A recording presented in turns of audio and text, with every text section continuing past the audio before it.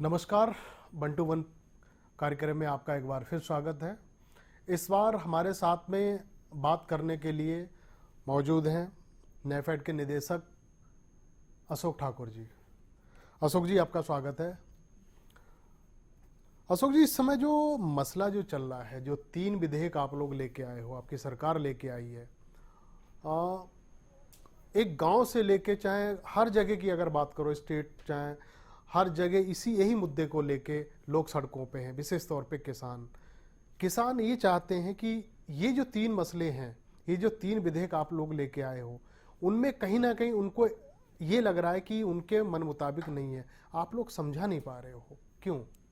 नहीं, देखिए, मैं इस बारे में ये स्पष्ट कर देना चाहता हूँ कि ये तीनों विधेयक जो है वो किसानों के हित में है।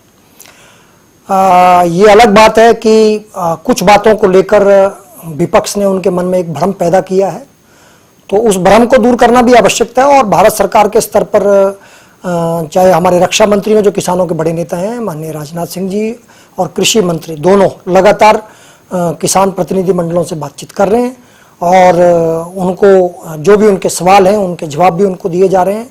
और उनकी तरफ से भी जो उनको लगता है कि इसमें अगर कुछ इनकॉर्पोरेट करना है तो उस पर भी बातचीत जारी है। परंतु अगर मैं कहूं कि एट लार्ज जो है ये तीनों विधेयक जो है किसानों के हित में है। भविष्य में किसानों की जो हमने जो लक्ष्य रखा है भारत सरकार ने 2022 तक किसानों की आय को दोगुना करने का, उस लक्ष्य को भी पूरा करने में ये बहुत बड़े साधक सिद्ध होंगे। नहीं अशोक जी, आपसे पहले हमने इसी प्रोग्राम में कुछ किसान नेताओं से बात करी, आपके सेंट्रल मिनिस्टर भी आए थे, उनसे भी हमने बात करी। जो दुविधा है किसानों को कि इस बिल को लेके जब बिल पारित हो गया, उसके बाद जब अमल में आएगा तो वो उनसे जो एक मध्यम वर्ग का जो सीमांत जो किसान है उनको फायदा नहीं हो पाएगा। फायदा नुकसान कैसे है और फायदा कैसे, ये चीजें हमने उनसे पूछनी चाहिए, कोई डिफाइन नहीं कर पाया। वही चीज आप रिपीट कर रहे हैं। हम अगर मैं आपसे एक शब्दों में पूछना चाहूं कि बिंदुवार तरीके से पहले अगर विधेयक के बारे में अगर मैं पूछूं कि उसमें फायदा कैसे होगा, तो आप कैसे बताओगे? देखिए, किसानों को किस तरह से फायदा होगा मैं बता देना चाहता हूं कि देश के अंदर जो है वो लगभग 1.5 लाख सहकारी संस्थाएं, जो किसानों की अपनी संस्थाएं थी, वो पहले से काम कर रही हैं जी।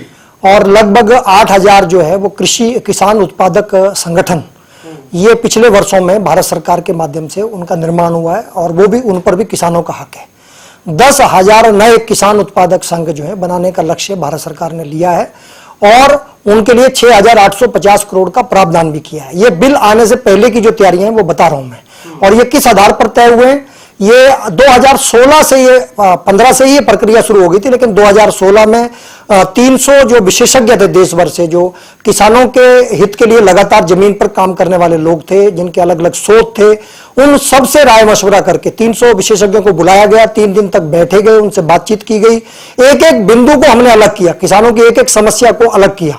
स्वामीनाथन जी की जो रिकमेंडेशन है उनको भी सामने रखा और उन सबको नहीं, मैं तो तीनों विधेयकों में मैं उस पर भी आऊंगा। ये पहले से अभी तक यही तो मांग की कि स्वामीनाथन रिपोर्ट अगर लागू कर दी जाए तो किसानों को फायदा होगा, वो नहीं की जा रही है। अब इस बिल के आड़ में आप लोगों को शामिल तो करने की कोशिश कर रहे हो, लेकिन अगर सच्चाई देखें तो कहीं तक भी वो रिपोर्ट उनमें शामिल नहीं की जा रही है। हाँ, मैं आऊंगा उसके ऊपर, हम स्वामीनाथन पर अलग से बात कर ले, मैं अपनी पूरी बात कर लूं।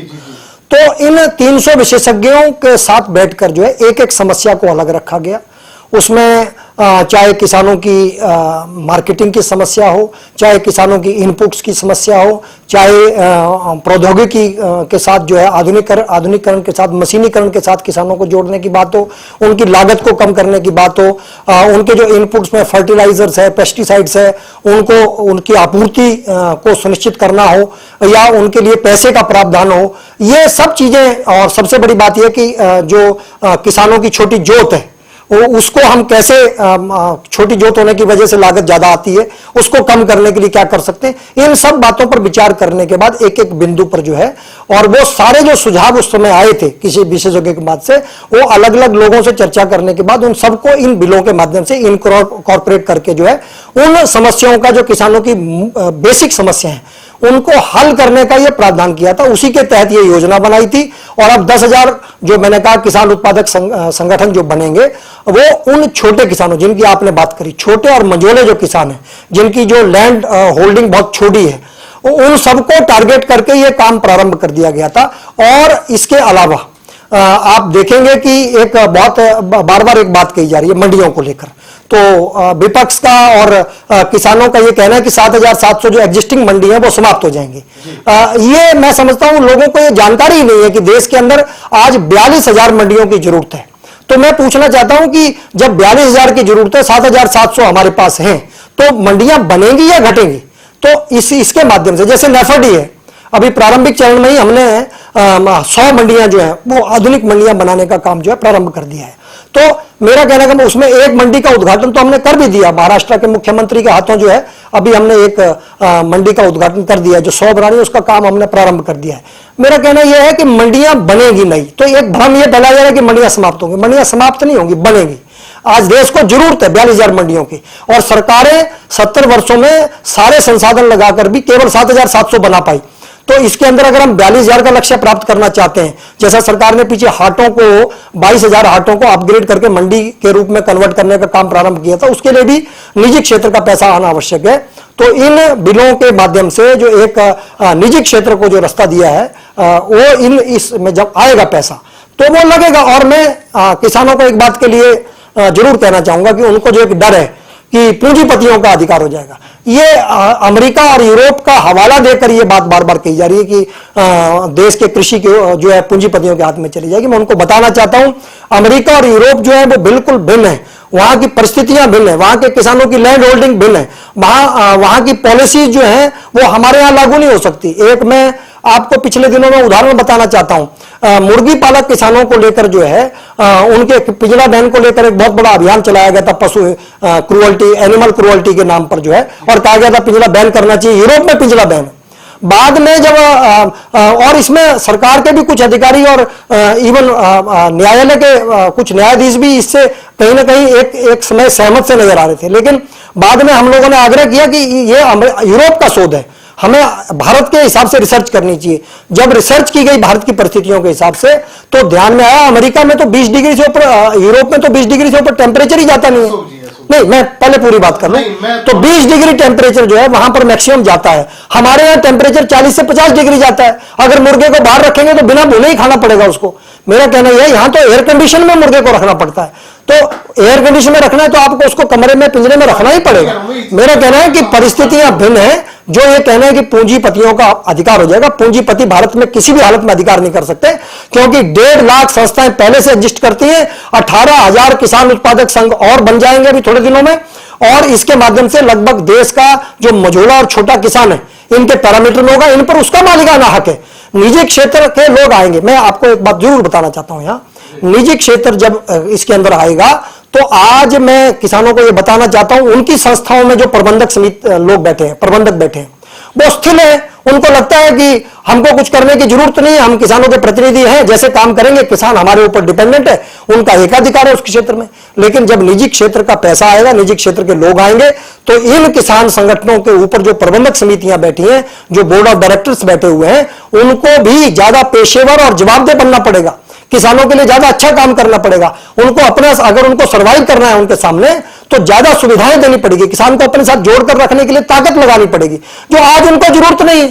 तो मुझे लगता है कि प्रतिस्पर्धा आने से किसान को फायदा होगा। अशोक जी, जिन आंकड़ों की बात कर रहे हो, ये कहने में तो बड़े अच्छे लगते हैं, लेकिन आंकड़ों से पेट नहीं भरता है। ये आंकड़े पिछली जो पूर्व सरकार थी उन्होंने भी कही, आप भी वो कह रहे हैं, लेकिन सच्चाई ये है, 3 विधेयकों में जो किसान इस समय मूवमेंट चला रहे हैं, वो सिर्फ एक मांग कर रहे हैं। वो उनकी मांग एक ये है कि आप तीनों विधेयक को लागू कर दो, लेकिन जब किसान मंडी में अपना अनाज बेचने जाता है, जो एमएसपी आपने लागू करी उस पर गारंटी आप दे दो, गारंटी आप लोग नहीं दे रहे हो। उसके नतीजा क्या निकल रहा है? सपोज दैट इस समय किसान की सबसे जो बड़ी जो खेती है धानों की है, धान जब मंडी में लेके जा रहा, आपने 1800, 1900, 2000 रुपए जो भी फला आपने रेट निर्धारित किया, लेकिन उसकी सच्चाई क्या है? 1100 रुपए या 1200 रुपए में बिक रही है। अगर एमएसपी पे आप अगर गारंटी ये कानून कोई लागू कर दे, मुझे लग रहा है ये जो बीच में जो बंदरगाह हो रहा है वो नहीं हो पा रहा है। थोड़ा गहराई से मैं अपने किसान पर बड़ा भरोसा, देखिए दालों के मामले में देश में मुश्किल से 17 मिलियन टन का उत्पादन होता था। नेफेड ने किसानों के साथ बात करी, सरकार ने हमको अधिकृत किया, हमने उनको खरीदने का वायदा किया। आप देखिए देश को आत्मनिर्भर बनाया उन्होंने दलहन के क्षेत्र में, और हम तिलहन के किसानों के साथ अब काम कर रहे हैं उसी को आत्मनिर्भर बनाने के लिए। तो देश जो कल तक विदेशी दलहन के ऊपर डिपेंडेंट था, आज 17 मिलियन से 25 मिलियन टन उत्पादन गया है। मेरा देश का किसान बहुत मजबूत है। मैं उसको एक ही बात कहना चाहता हूं कि आप सरकार की नीतियों को और योजनाओं को ठीक से समझिए, उसको अडॉप्ट कीजिए। आपको किसी प्रकार से चिंतित होने की जरूरत नहीं है। और एक और आपको बता देना चाहता हूं, सरकार ने अगर एक एक्ट बनाया है तो सरकार ने अपने पास जो शक्तियां रखी हैं वो हमेशा सरकार के पास निहित रहती है मार्केट को रेगुलेट करने की, और उसके लिए प्राइस स्टेबलाइजेशन फंड अलग से एक प्रावधान भी भारत सरकार के पास है। मेरा कहना है एमएसपी है, प्राइस स्टेबलाइजेशन फंड है, ये सब तंत्र सरकार के पास हैं। सरकार समय समय पर इसका इस्तेमाल करती है, मार्केट में अगर रेट डाउन जाता है इसके लिए काम करती है। लेकिन मेरा किसानों से ये निवेदन है कि जो सरकार ये एक एक्सपेंशन करना चाहती है, बाजार को किसान के दरवाजे तक ले जाना चाहती है, उसके साथ जुड़े किसान काम करें और किसी के भ्रम में आकर जो है समय खराब नहीं करे। ये सरकार ने एक अपॉर्चुनिटी दी है, उसका इस्तेमाल करें। उस समय एक और ब्रेक का है, ब्रेक के बाद में सवालों का सिलसिला जारी रहेगा। 100% प्लेसमेंट के साथ हम देंगे आपको मौका। Live 24 media institute, admission open. Registration के लिए कॉल करें 9560464170।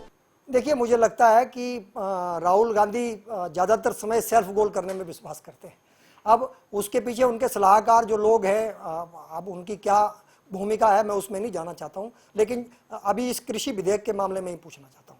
उन्होंने जो कुछ भी सवाल उठाए इन बिलों के बारे में, तो 2013 के अंदर जो कांग्रेस ने, राहुल गांधी ने स्वयं घोषणा करी थी एमएसपी को लेकर, उन्होंने जो अपने बयान दिए थे, जो उन्होंने कृषि को करों से मुक्त करने की बात करी थी, नेशनल और इंटरनेशनल बाजार की बात करी थी, तो वो सारी चीजें जो उन्होंने करी थी वो सारी इस बिल के अंदर हैं।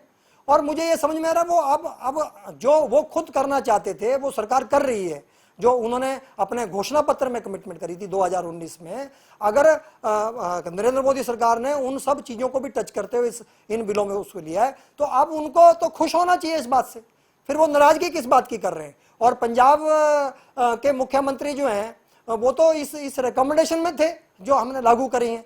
तो मुझे ये लगता है कांग्रेस बार बार सेल्फ गोल कर लेती है। 100% प्लेसमेंट के साथ हम देंगे आपको मौका। Live 24 media institute, admission open. Registration के लिए कॉल करें 9560464170।